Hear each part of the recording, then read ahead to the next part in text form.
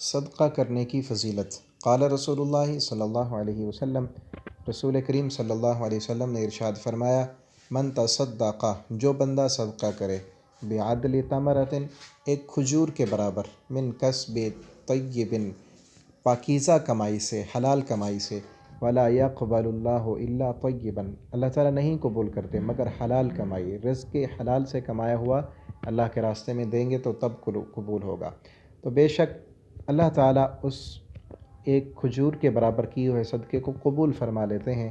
بیمینہ ہی، اپنے دائیں ہاتھ سے لیتے ہیں، ثم یربیہا، پھر اللہ تعالیٰ اس صدقے کو بڑھاتے ہیں، لصاحبہ، اس کرنے والے کے لیے، کما یربی احدکم فلوہ، جیسا کہ آپ نے فرمایا تم میں سے کوئی ایک بندہ اپنے کسی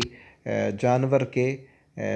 بچے کو پالتا ہے، پوستا ہے، اس کی جو ہے نا خدمت کرتا ہے، اسے بڑھاتا ہے، اسی طرح اللہ تعالیٰ تمہارے صدقے کو بھی بڑھاتے ہیں، بڑا کرتے ہیں، حتیٰ تکون مثل الجبل، یہاں تک کہ وہ قیامت کے دن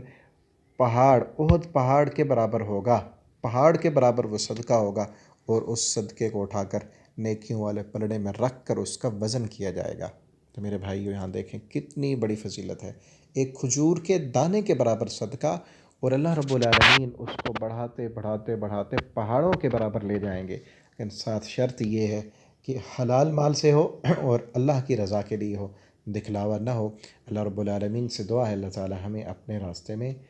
صدقہ کرنے والا بنا دیں، اور اللہ ہمارے مالوں میں برکتیں دیں۔ والسلام علیکم ورحمۃ اللہ۔